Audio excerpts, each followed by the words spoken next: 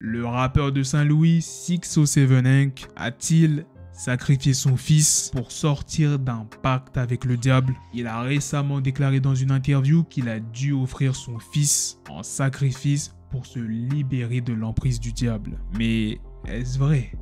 Quelles sont les preuves? Et qu'en pensent les internautes? WeAreChainNation, c'est le meilleur site si tu veux te procurer des produits pas trop chers. Bien évidemment avec mon code promo BlackTrap15. Et en plus de cela, tu as la possibilité de payer en plusieurs fois grâce à PayPal et Klarna. Tu trouveras forcément quelque chose qui te plaît. Des chaînes, des pendentifs, des bracelets, des montres, des boucles d'oreilles et il y a même aussi des bijoux pour les femmes. Tu peux aussi te démarquer des autres en mettant un petit accessoire sur ta paire comme cette Air Force One que tu vois à l'écran. Ils livrent partout dans le monde, que tu sois en Europe, en Afrique, aux États-Unis. Ils vont te livrer. Crois-moi, tu peux leur faire confiance. Ils sont notés 5 étoiles sur Trustpilot et ils ont plus de 1600 avis. C'est bientôt la fin de l'été, mais tu pourras continuer à briller avec les bijoux de WeAreChainNation. Alors le rappeur 607 Inc a-t-il sacrifié son fils pour sortir d'un pacte avec le diable? Pour répondre à cette question, il faut d'abord savoir ce qu'est un pacte avec le diable. Un pacte avec le diable est un accord passé avec le diable en échange de faveurs terrestres au prix de la perte de son âme. Selon la croyance populaire, certaines personnes feraient ce genre de pacte pour obtenir la jeunesse, le savoir, la richesse, la gloire ou le pouvoir. Mais le prix à payer serait très élevé, car le diable réclamerait leur âme à leur mort ou à une date fixée. Le pacte peut être oral ou écrit et signé avec le sang du contractant.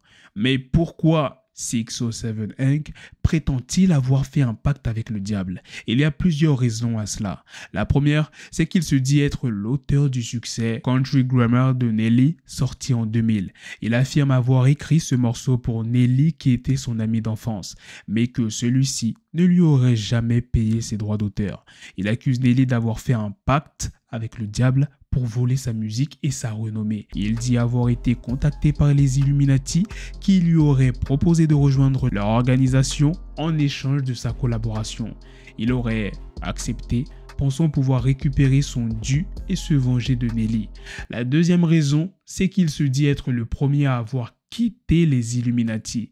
Il raconte qu'il a été initié au secret et au rituel de cette société secrète qui adorerait Lucifer et qui chercherait à instaurer un nouvel ordre mondial sous son autorité.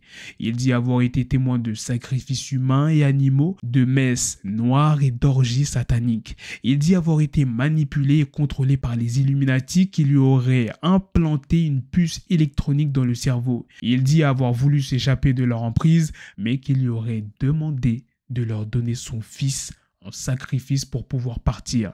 Il aurait accepté, pensant sauver son âme et celle de son fils. La troisième raison, c'est qu'il se dit être moitié Illuminati et moitié rue. Il explique qu'il a réussi à s'enfuir des Illuminati grâce à son fils qui lui aurait donné sa force et sa lumière. Il dit avoir conservé une partie des pouvoirs et des connaissances des Illuminati, mais qu'il les utilise à des fins positives. Il dit avoir gardé le contact avec son fils qui lui parlerait depuis l'au-delà.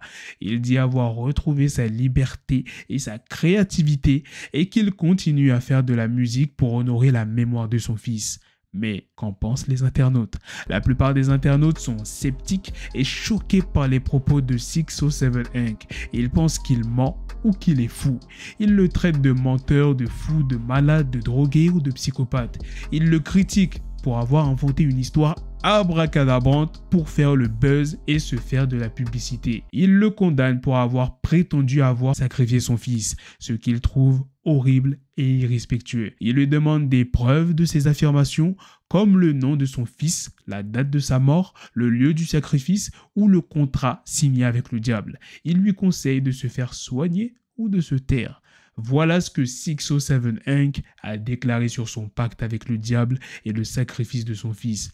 Et vous, qu'en pensez-vous? Croyez-vous à son histoire ou pensez-vous qu'il raconte n'importe quoi? Voilà les gars, c'est la fin de cette news, c'est aussi la fin de cette vidéo. Dites-moi dans les commentaires qu'est-ce que vous en pensez de toutes les news que je vous ai présentées dans cette vidéo. Sur ce, on se donne rendez-vous très prochainement pour d'autres vidéos news. Prenez soin de vous la famille. Peace. Peace. Yes, this shit is raw coming at your door. You start to scream.